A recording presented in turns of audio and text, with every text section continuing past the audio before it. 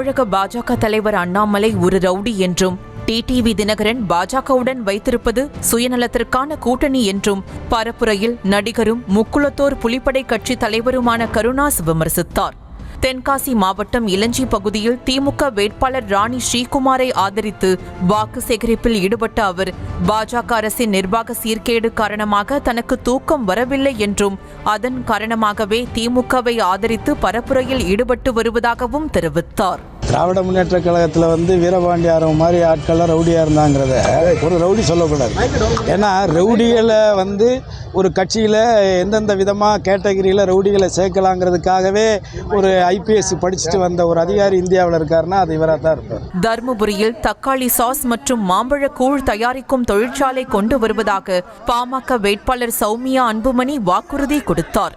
உச்சம்பட்டி, பந்தாரஹள்ளி, கீழ் சபுலு உள்ளிட்ட கிராமங்களில் தீவிர பரப்புரையில் ஈடுபட்ட நிலையில் செய்தியாளர்களிடம் பேசிய அவர் நீண்ட காலமாக கிடப்பில் போடப்பட்டுள்ள மொரப்பூர் ரயில்வே திட்ட பணிகளை விரைவுபடுத்தி செயல்பாட்டுக்கு கொண்டு வருவதாக வாக்குறுதி அளித்தார். தர்மபுரி மக்களுக்கு ஒரு நல்ல ரயில் நிலையம்னா அது இருந்ததுனாலே பாத்தீங்கன்னா பொருளாதார வளர்ச்சி ஏற்படும். அங்க அந்த விஷயத்தை கொண்டு வர வேண்டும் என்பதுதான் என்னுடைய ஒரு ஆசை.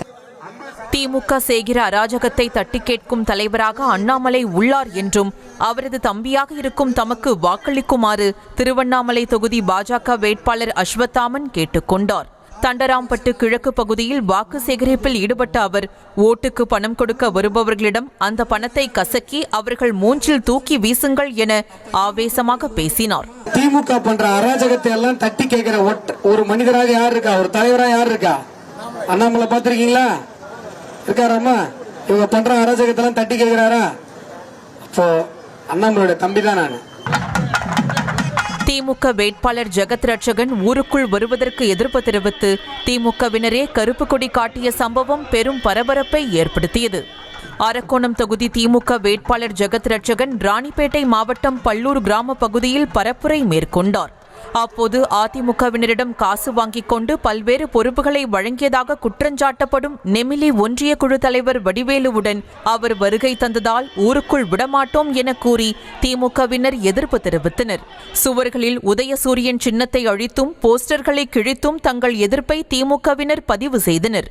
அதிமுக கார்கிட்ட காசு வாங்கிக்கணும். அதிமுக காருக்கு எல்லா போஸ்டிங்கும் தர்மகத்தா போஸ்டிங் எக்ஸெட்ரா எல்லா போஸ்டிங்குமே கொடுத்துட்டாங்க.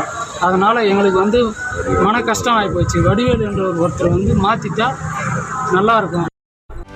செய்திகளை உடனுக்குடனும் துல்லியமாகவும் தெரிந்து கொள்ள சப்ஸ்கிரைப் பண்ணுங்க.